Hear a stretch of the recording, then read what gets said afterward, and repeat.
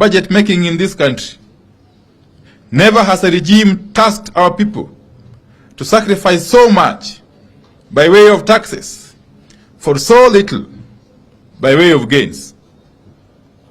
We have refused to sit back and watch as Kenyans are being harassed to fix cash crunch caused by economic mismanagement, wasteful spending, corruption, and skewed and incompetent hiring into critical public positions.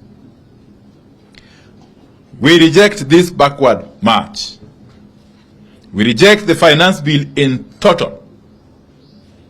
We reject excess taxation to finance wasteful expenditure.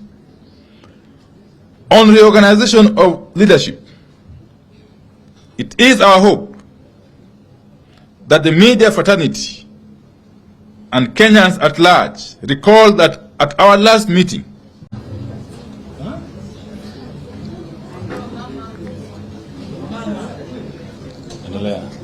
okay, they're ready.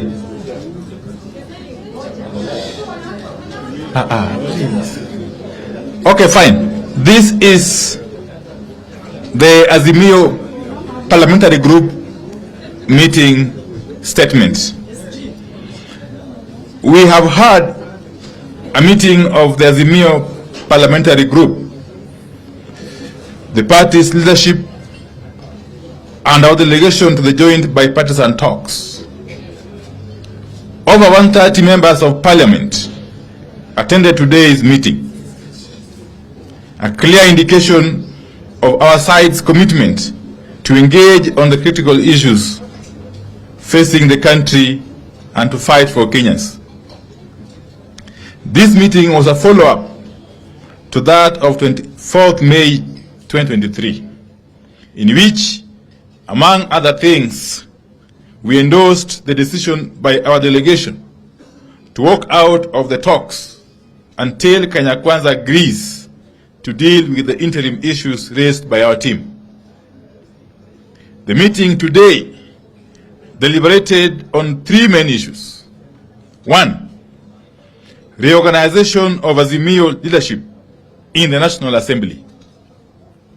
2. An in-depth analysis of the Finance Bill 2023. And 3. The status of the joint bipartisan talks. This meeting took a position as follows. On the Finance Bill, our members have come to the conclusion that it has only bad news, worst news, and the worst news. We consider this to be a bill from people living either in another planet or another country other than Kenya. It is the position of the parliamentary group that the millions of Kenyans struggling with the high cost of unga, sugar, fuel, school fees, and electricity, among others, businesses struggling with shortage of supplies, high taxes, Kenyans struggling with high medical expenses, parents, civil servants struggling with diminishing pay and increased tax deductions, do not believe this bill is from a government working for them. They do not believe anyone living in this country can come up with the raft of taxes contained in the Finance Bill 2023. Our parliamentary group has also taken an extremely dim view of the arrogance with which the Kenya Kwanza administration wants to take billions out of the pockets of some of the poorest people in this country, while expecting them to cheer. Kenya Kwanza position on the finance bill is take or leave it. We take the position that the budget proposals offer completely no support for working people and upcoming businesses. For the taxes being levied, people are getting nothing in return. We oppose the burden being imposed on working people through reckless measures like house levy, income tax, and taxes on per diem. We oppose increased taxes on startups and small businesses. We oppose increased taxes on fuel, which will raise the cost of the product by at least Kenya shillings 10 per liter. Azimio is of the view that this finance bill takes us back to the 1980s. It takes us back to the era of cost sharing in public institutions. It takes us back to the era of structural adjustment programs. It takes us back to the 1980s because the people who were in charge back then are in charge today. It is our position that in the long history of budget making in this country, never has a regime tasked our people to sacrifice so much by way of taxes for so little by way of gains. We have refused to sit back and watch as Kenyans are being harassed to fix cash crunch caused by economic mismanagement, wasteful spending, corruption, and skewed and incompetent hiring into critical public positions. We reject this backward march. We reject the finance bill in total.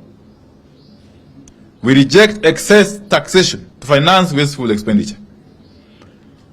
On reorganization of leadership, it is our hope that the media fraternity and Kenyans at large recall that at our last meeting, we recognized the resolutions of our affiliate party, Jubilee, reached at the party's special national delegates convention, including the change of leadership.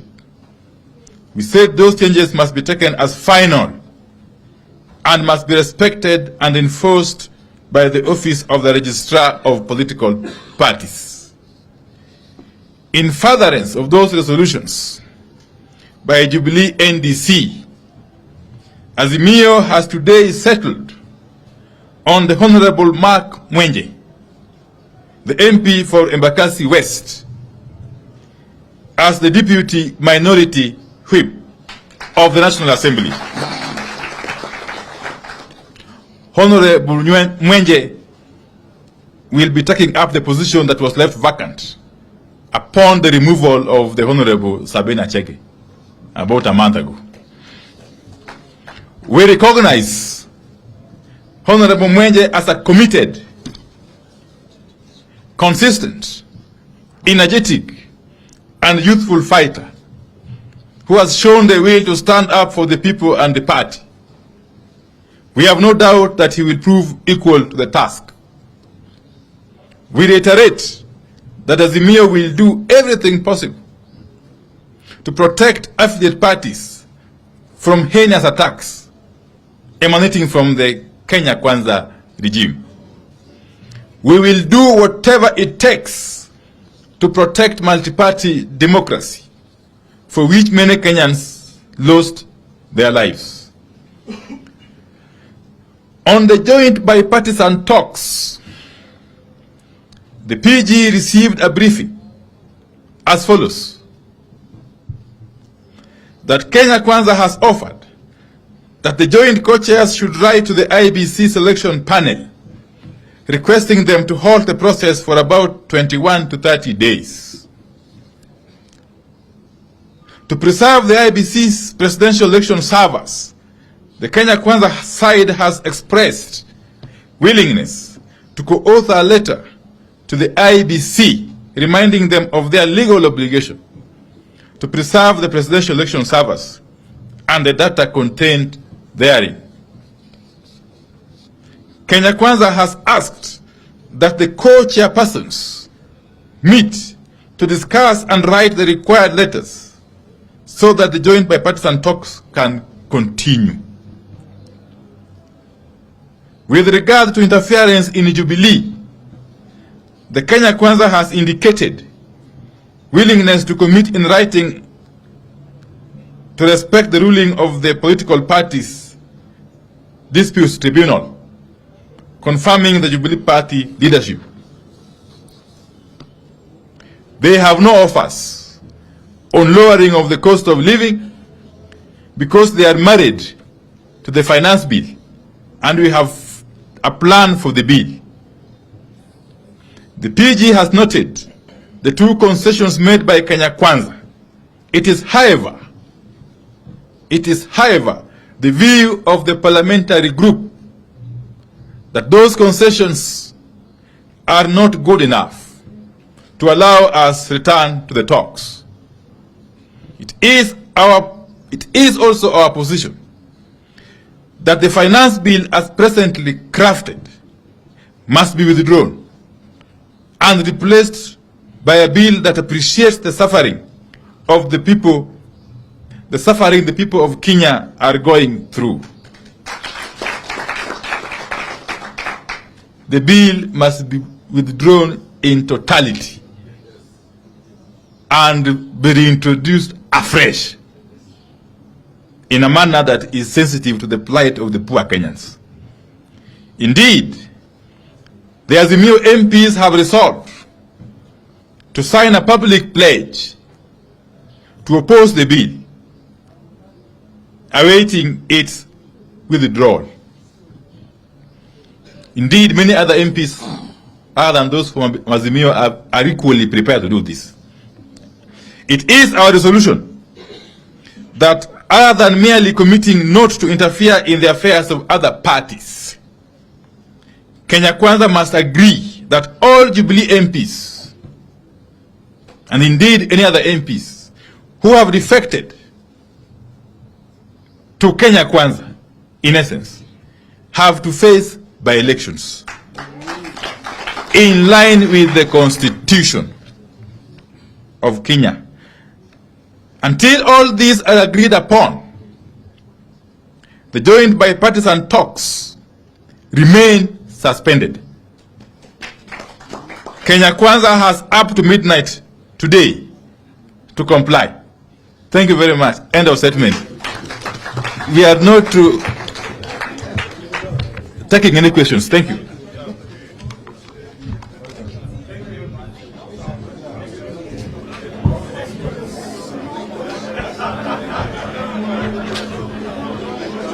May we allow our leadership to exit, and then we may follow.